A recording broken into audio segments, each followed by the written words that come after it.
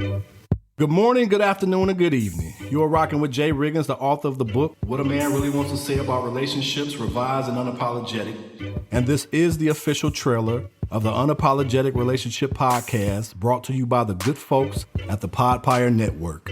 What is the Unapologetic Relationship Podcast, you ask? Well, thanks for asking, Jay. Just imagine being straightforward all the time with your relationship conversations. And there is nothing you can't talk about because it might seem weird, or people might not agree, or they'll hold back for the sake of being judged. We don't care about any of that in this podcast. In this podcast, we will talk about what most humans talk about behind each other's backs.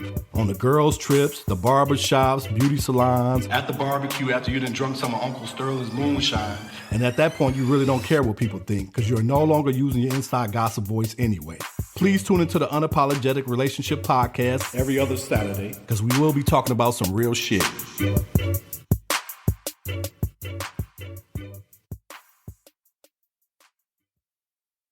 The following podcast is a production of the Podpire Network. Find and listen to our podcasts at thepodpirenetwork.com or wherever you enjoy your podcast. The Podpire Network, a family of inspired podcasts. Hello. Hey. Hello. Hello. I can't believe we're back here, Sibel. It seems like we've been trying to get back since we left. Oh, it's been forever, man. It's been forever. This is awesome. I am so excited. Yes. This is incredible. Welcome everyone to season 2, episode 1 of Hairbrained Schemes, the podcast where we talk about, everyone. The most ridiculous misadventures, misconceived schemes that sometimes work and sometimes don't, but are almost always funny. Sibel, I just want to start this off by saying that you failed at when we started growing the hair back for Hairbrained Schemes. There you go. When we started making this podcast, right? Yes. I had a full head of hair, right? And working with you. You're laying the blame at my feet? Working with you was so stressful that I systematically started to lose my hair until now I am reduced to nothing but baldness. And you know what? If it's the price to pay to keep bringing the fine people this great podcast, I will take on that burden. But okay. All right. Yeah, I just wanted to start. So if you had any jokes about how I'm not living up to the name of the podcast because I've cut my hair, trying to get out ahead and trying to get ahead of it, huh? It is what ahead it is. Of it. It is what it is, unfortunately. But look, we have such a great topic today. And, it is really, and this was not by design too, but you remember how we started the very first episode of Hairbrained Schemes talking about Sarah Howe. Now we're talking about another Sarah who may have been just as, chaotic. That's amazing. Oh, wow, yeah. So it's going to be a lot of fun today. We're talking about a certain Sarah Wilson. And, man, this one is... Don't you mean Princess Susanna? Princess Susanna. Susanna. Yeah, no, she is, she was quite the character. So we're going to be talking about that, and can't wait to just dive into this story and just go into all the intricacies of life in that time and how so much could have been avoided with just a simple Google search, right? But there was no Google, right? So the things you could get away with, right? It's fascinating to just think back to those times and think, wow, you could get away with pretty much any story you came up with, right? And there would be very little to contradict you, right? Unless you ran into some pretty bad luck. So, we're going to talk about, Sarah Wilson, also known as Princess Susanna Matilda, who claimed to be the sister to Queen Charlotte of England. So that's going to be pretty interesting. The fact that an accent and just a little bit of knowledge about, fancy etiquette can apparently get you so far. Nothing's changed. Does this remind you of anyone else we've talked about, aka a certain Anna Delvey? Right? Yeah. Nothing's changed. Yeah, no, it's crazy. Yeah, nothing's changed. I mean, if you strike the right amount of posh and European, you can get away with pretty much anything in North America. That's what it sounds like. So, yeah, and apparently this has been going on for centuries. So, Jesus. Yeah, apparently it's the exact same thing that's going on now. So anyway, wow. Yeah. Man, we should just throw on our British accents and start seeing what we can get away with. There you go. Yeah. There you go. Now you're thinking. And then we got to be able to convince them that we are somehow the Black and Asian relatives of Queen Elizabeth II, right? True. Well, I mean, we could probably convince them that we're like African and Indian royalty now. Right. Well, I mean, I don't want to play into stereotypes, right? I don't want to be the Nigerian prince, okay? Right? Who needs $5,000 so that he can secure his inheritance. Right. All right, let's go on this quick break, and then we'll come back and talk about Sarah Wilson. We can't wait to get you into this story. Don't go nowhere. This is Harebrained Schemes.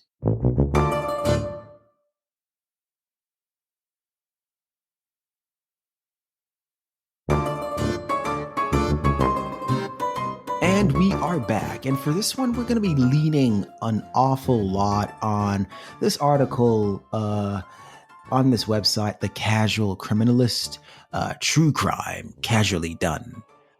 Those are it's really fascinating. Like the sort of header for this website is like blood red and stuff. It's so cool. Casually done. Yeah, like casually done. Unlike true crime that is seriously done or passionately done. Right? No, this is casual. It's casually done. Anyway, this article is titled Princess Susanna, Colonial Con Woman.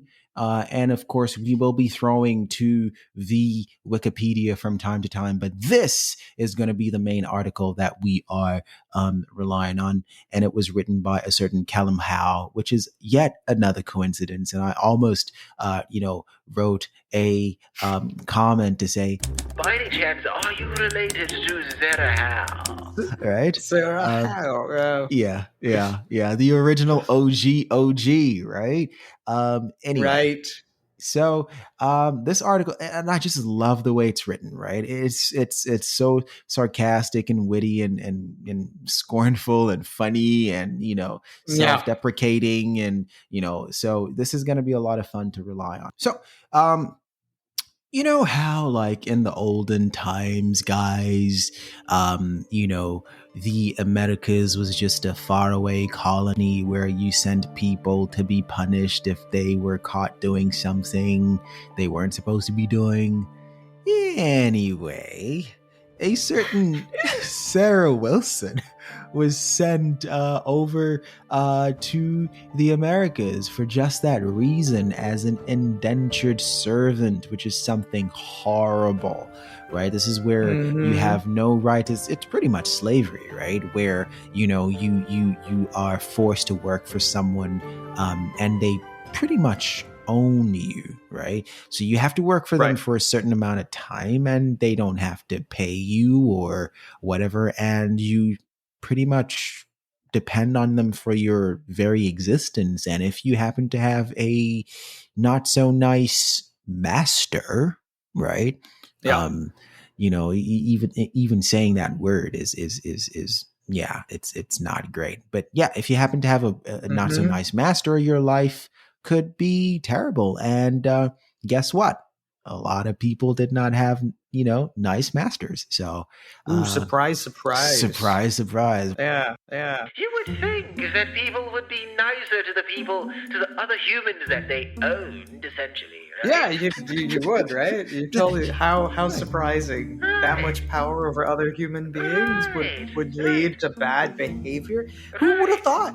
Who would have thought? Who could have foreseen that there would be massive murder and floggings and rapes and such, right? It's just not something that occurs to the rational mind. Right? Yeah, but yeah, how surprising. How surprising. Right. So a lot of the time, if you did something pretty crappy in good old England, they would send you over to America as your punishment, where you would be an indentured servant. So, this is what happened to Sarah Wilson. And so it is said that, she was born in Staffordshire in 1754. Other accounts say she was born in London. Either way, she was born to a not so wealthy family. Some would even say poor family. And she was not about to live her life as just some average citizen or subject in Her Majesty or His Majesty's kingdom, because the king at the time was King George III, right? And he was married to Queen Charlotte, right? So there's this whole legend around this, that she happened to catch a lucky break and she ended up working for a Miss Caroline Vernon, who was herself a lady in waiting to the Queen. This legend goes on to say that after some time working with, Caroline Vernon, she started to get access to the Queen herself, right? And that moving up in the world there. She, obviously because of the nature of this job, she was able to have a front row seat to all the goings on in the palace, and to observe, how nobility carried themselves and their mannerisms and all of that. So she started to sort of, take notes and stuff. But on a certain day, she got greedy and she thought to herself, hey, the Queen's got an awful lot of stuff, right? She couldn't possibly miss a few trinkets. The Queen has so many things. The Queen I could take a thing. The Queen has millions of things. If I took 1 or 10 things, perhaps you wouldn't even notice. Right? But according to this legend, that was not the case. The Queen immediately noticed. If you think back to that time, the punishment for pretty much everything was death. Right? Everything was It was, believe it or not, isn't it that meme where it's like death? Believe it or not, death. In the 1700s, the punishment for pretty much anything was death, right? and so you would go in front of a judge and go like, well, you had what? You had, I don't know, you'd stolen some candy or something. You'd be like, and so what could the punishment possibly be? And the judge would say, the judge would say, well, believe it or not, believe it or not, the punishment here, as with everything else,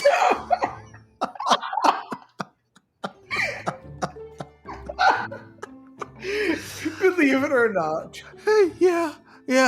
The punishment for this crime, as with everything else in the kingdom, is, wait a minute, let me consult the, non-existent constitution. Death! So, there you go. So, everything to do with the royals, right? Because you don't mess with the royals. You don't steal from the Queen. Yes. Yeah.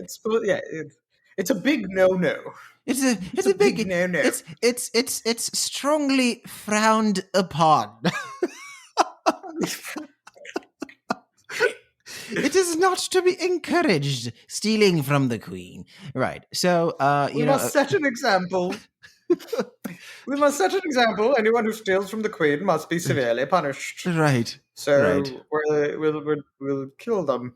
Agreed. Everyone's just like, yes, of course. Yes. Must make perfect sense. Yeah.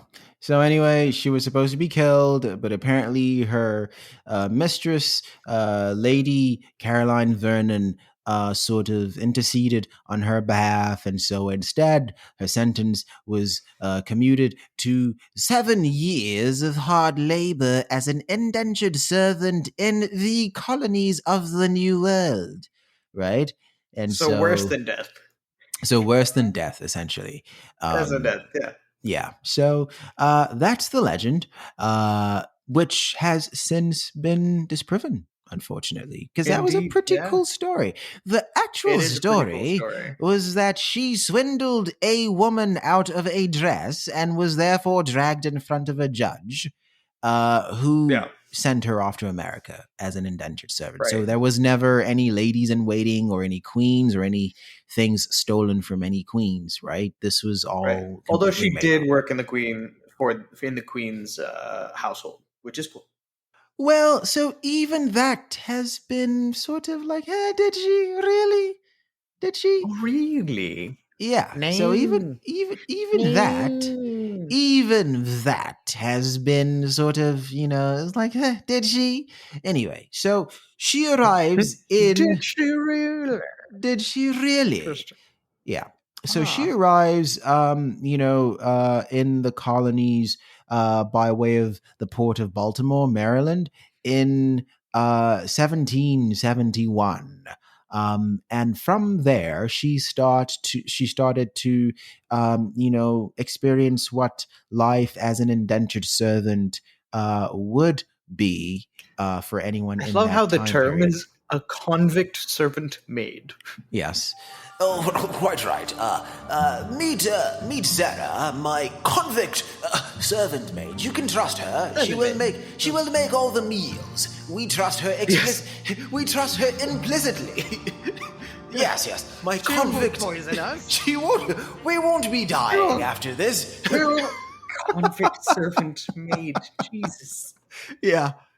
Pretty bad. So she arrived 1771, and then she was promptly auctioned off to the highest bidder. It is said that the man who bought her contract was one Mr. William Duval, who owned a plantation in Frederick County. And of course, we're talking plantations, always good. Exactly. I was going to say, of course, always good. Plantation there is code for, slave farm. So yeah. Nice. Well, I have to give him credit for experimenting across the spectrum of slavery in his business. I have my regular slaves, and then I will also dabble into into that crypto slavery. Right? I will dabble into some of that non-conventional crypto slavery. Right? So, you know what's horrible? It's like, as you're saying that, I'm actually thinking these idiots probably sat there and discussed the business possibilities of these different forms of slavery. Oh, yeah. With each other. This was probably a real discussion. Like, how do you feel about the indentured servitude market at this point in time, Robert? Well, William, I feel like the issues with the traditional slavery model are... And it was just like... Yeah. Oh my God. Yeah. Wow. We trust them. We trust them to do certain types of tasks, but none of these other more delicate ones. Their brains are not formed enough or not developed enough to handle some of those things, right? And so for that reason, we need to transport our prisoners from England over here, who can act as supervising slaves, if you will. All the projections. The European imported ones. Yeah. Jeez. Yeah. All the projections. Is this single origin? All the projections point to the fact that these common slaves perform better when they have supervision from the European slaves. I mean... My tea just doesn't taste the same unless it's the English convict servant maid who makes it, really. Yeah, it's a question. Have you tasted? Have you ever tasted the tea made by a Scottish convict servant maid? Disgusting. Right.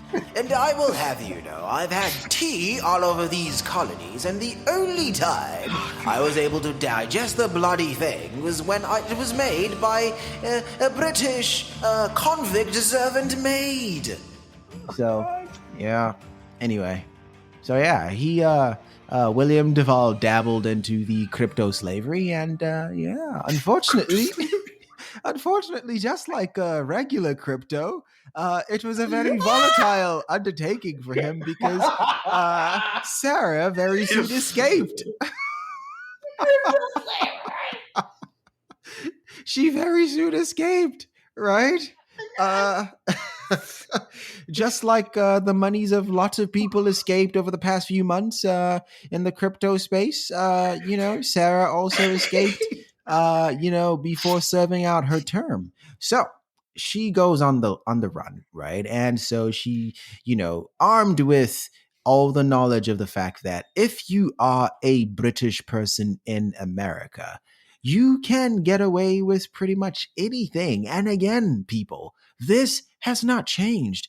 Sibel and I strongly encourage you, especially if you are from Britain, to please move to North America and try some cons. Yeah, anyway. So nothing's changed, right? Nothing's changed. And so she did the thing and she started to tell people different stories, right? She became Princess Susanna Matilda, Susanna Caroline Matilda. And she became sister to Queen Charlotte. That's crazy. Sister to Queen Charlotte. Yeah, and I mean, she did spend time in some form of nobility houses in England, right? Maybe around adjacent, just enough to learn about certain things. Because right? on Wikipedia, it says it seems this woman has for some time past been traveling through almost all parts of the kingdom, assuming various titles and characters at different times and places. She's presented herself to be of high birth and distinction, as well foreign and English. Oh, no, we don't really know, do we? No idea. No. So we don't know. We don't know. Unfortunately, surprise, surprise, history recounted from the 1700s may or may not be, believe it or not, accurate. So, yeah. They all turned off their body cams. So, yeah. That's what we may or may not know about the situation. So she hit the road and she's on the run and she started to disguise herself as nobility. And so she would prey on all kinds of, wealthy gentlemen, changing her story as she went. Sometimes she was, the sister to the queen, estranged because she had refused a marriage to someone she did not love. And so she had to lay low for a while, but she would very soon be called back to the side of her loving sister, Queen Charlotte. And when she did get called back, she would make sure that all the people who had helped her were rewarded handsomely, right? Of course, that's why, a lot of these guys opened up their doors and homes to her. Other times... I can't wonder, but it says she traveled from one gentleman's house to another, and I cannot help but wonder whether these gentlemen were trying to woo her as well and be like, could I also become royalty? Right. I can't believe my luck. There's a bona fide queen sister right at my door. Could this be a business opportunity? Michael, I've been seeing a princess, believe it or not. Right. Are we assuming that the American gentlemen also were affecting British accents then? Is that I'm working here. It's been a while, all right? I don't know. My accent, I don't know how to do, I'm trying to do that weird upper crust mid, like the fake mid-Atlantic accent that you'll hear And I love the fact that the Mid-Atlantic accent is entirely artificial.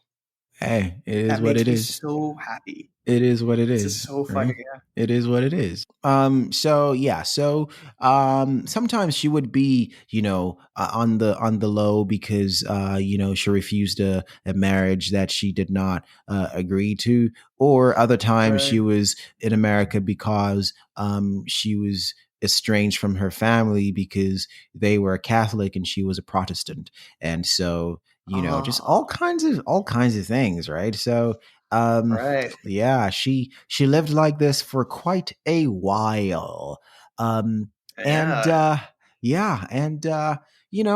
Things were going pretty good, and it seemed like this could go on forever, but all good things must come to an end, and we will tell you how when we return from this ad break.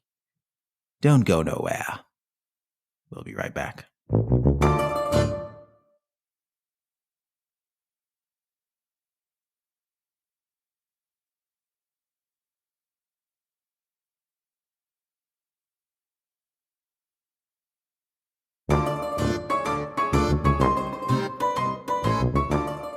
All right, so we are back. Sibel, how are you feeling about Princess Susanna Caroline Matilda? Impressed. Pretty impressed, huh? Impressive. All right, so she carried on this con all over the country. Whenever she approached someone's doorstep, they weren't being bothered by a beggar. Instead, they were receiving a legitimate royal visit, right? She was wined and dined by governors and other powerful colonial officials up and down the East Coast, right? So we're talking, crazy. And they're giving her money and gifts. Yeah, of course, because and clothing. Are you not gonna help the Queen's sister? Come on. Of course. Come on. Yeah. So anyway, and she didn't just run the scam on the high and mighty, she ran the scam on shopkeepers as well, right? Racking up huge amounts of credit because, of course, everything you give to me now will be paid back thousandfold by my sister, Her Royal Magesty, Queen Charlotte, right? So the Royal Treasury will be sure to send you. Don't worry about it.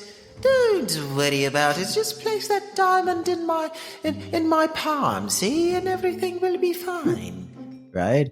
Yeah.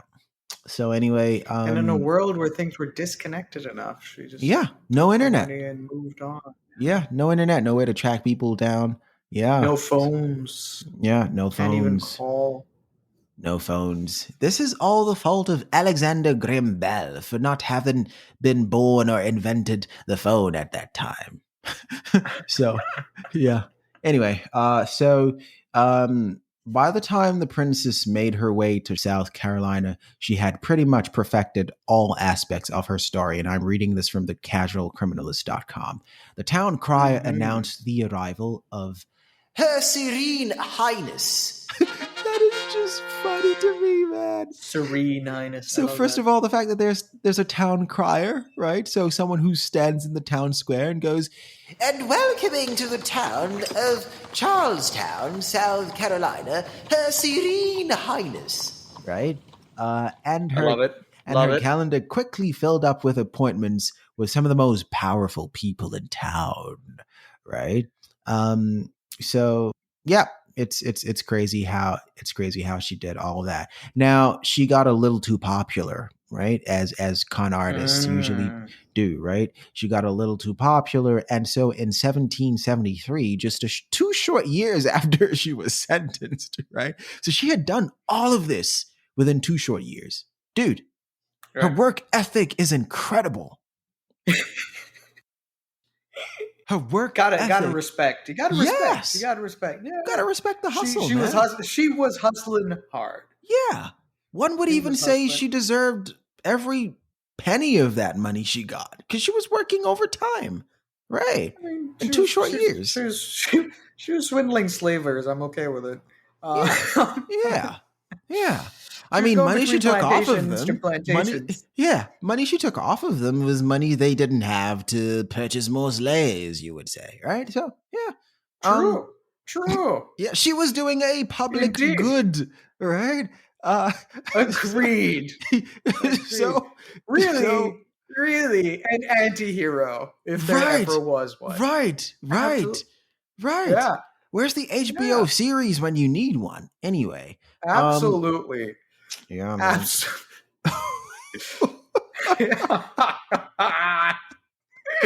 Oh. All right. So remember this gentleman by the name of Mr. William Duval, right? He was the dude who had purchased her contract. She was supposed to be working for him this whole time, but she escaped promptly, right? And she'd been on the run for servant maid. Right.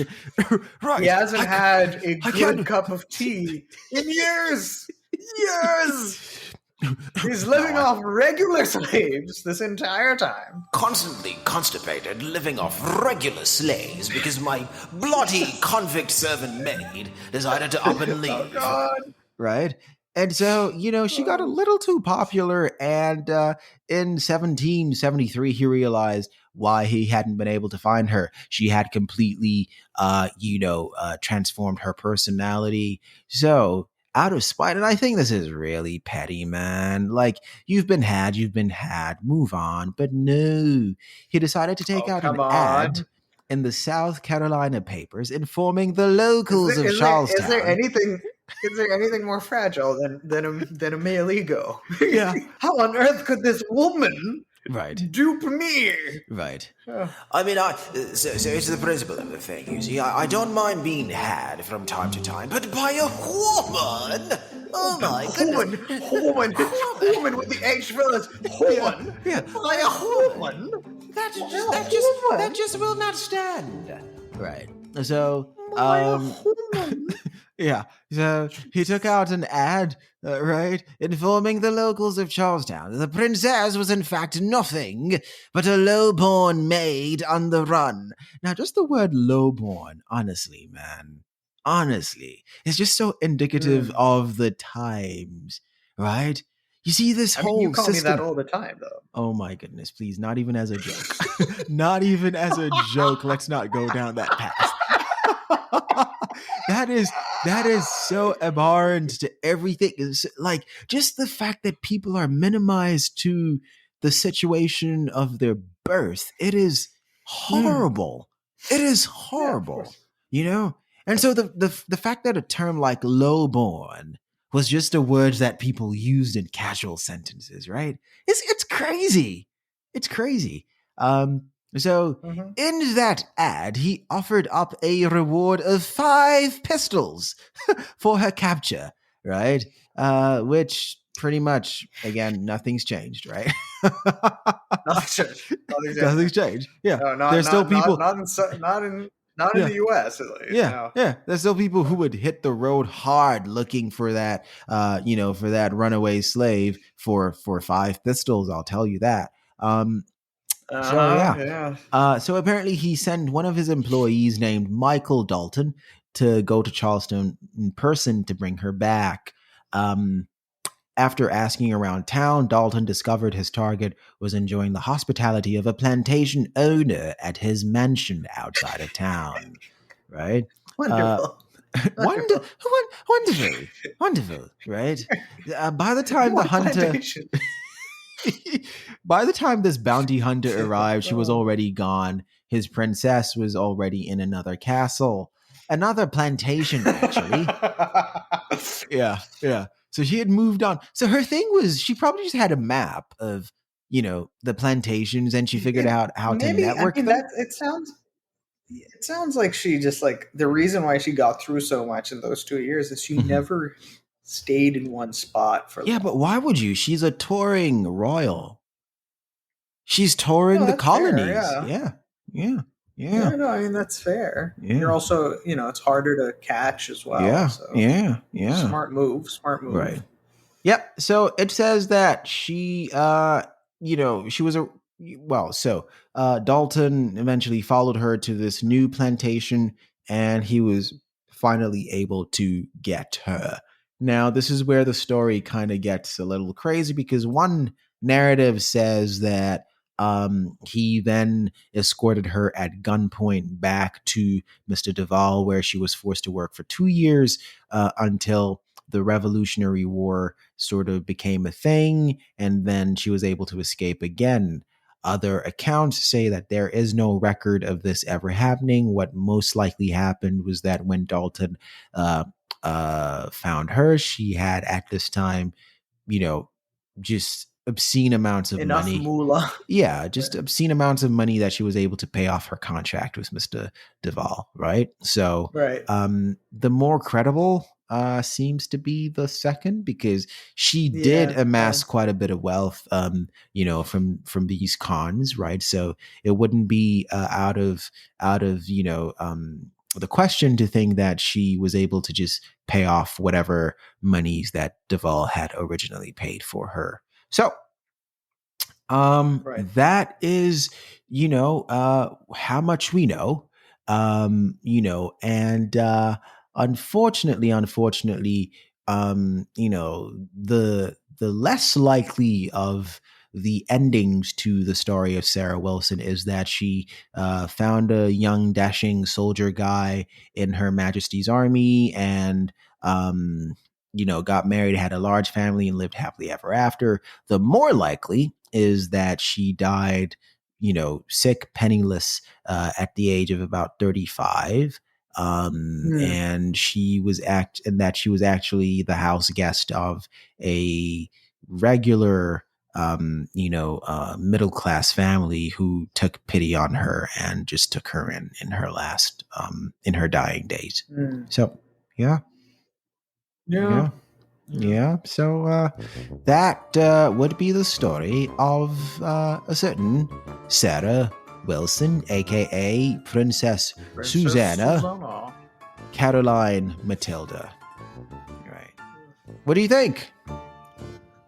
Fascinating. What a little story running amok in the colonies. Yeah. To be white and with a British accent back before phones existed. Oh, to be white. Oh, to be white and with a British accent to boot. Oh, were the things we could do. The things we could do in 1700's America. Right. Indeed. And even today. Even today. Yeah. Hello. I mean, today, it's fascinating, man. It's amazing to me how many of these things are stories end up being in young America, and I think it makes sense because it was still like a growing young society at the time. Yeah. At least relatively colonial society at the time. That we're talking about. The one that displaced the original one.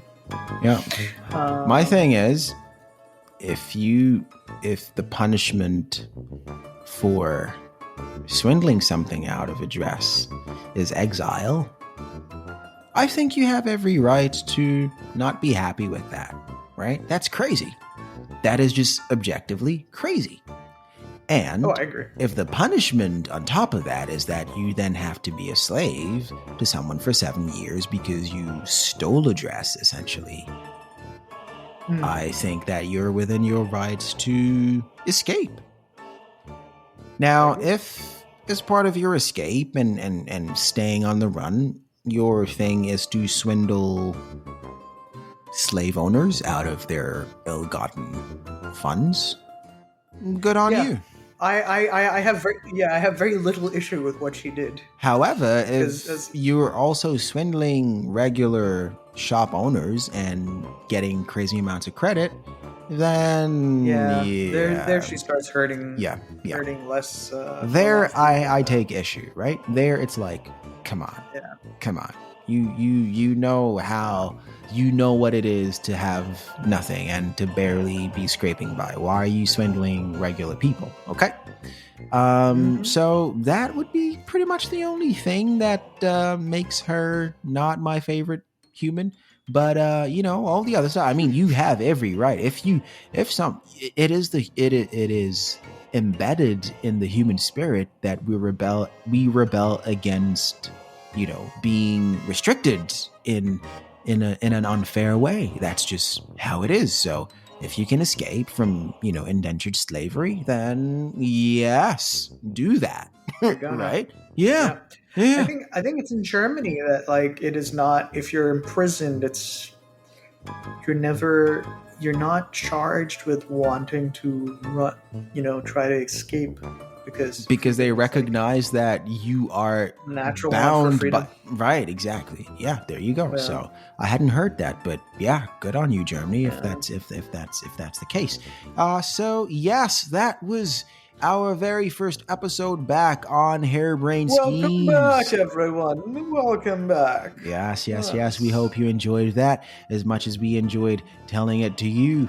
And we are going to be back with another story for you pretty soon. Please stay subscribed to Harebrained Schemes and all the platforms that you get your podcasts on. We are on Instagram as Harebrained Schemes Pod, and we are a part of the Podpire Network. Podpire Network. The Podpire Network, gentlemen, is a network of podcasts where we talk about various things. Pyres. Right, we talk about pods and pyres, and pyres, and sometimes even both. Right? Yeah. So listen to Enabling Motion on the Podpire Network. Ooh, look at you plugging! Look at you plugging your baby. Other podcast. I plug hard. Okay, That's I don't right. know that we want you to say that. Yeah, that's probably... yeah. You're I'm not sure what's wrong with it, but it sounds wrong. Yeah, let's not leave the listeners with that, the image of you plugging hard. That's not the God. Now, okay, yeah, I see it now. I hear it now. I hear it now. Yeah. Now that you say it, I hear it now. Because you said it twice, do you? I plug hard, people. I plug hard. I'm like, no. No. Anyway, that's the end of the podcast. That's the end of the episode. Thank you so much. Please join us. And, what you could do, you could go back and listen to some of the old episodes of Harebrained Schemes as well. And sure enough, we recommend back. Timothy Dexter. That's the patron saint. Timmy D. Timmy D, baby. Timmy D, baby. Timmy D, the Elon Musk of his time, just couldn't fail. No matter what shenanigans. Oh, God. Just could not fail. Yeah, man. Elon, Timmy you have D. failed us. Yeah. All right. Take care, everyone. Bye, y'all. Take care.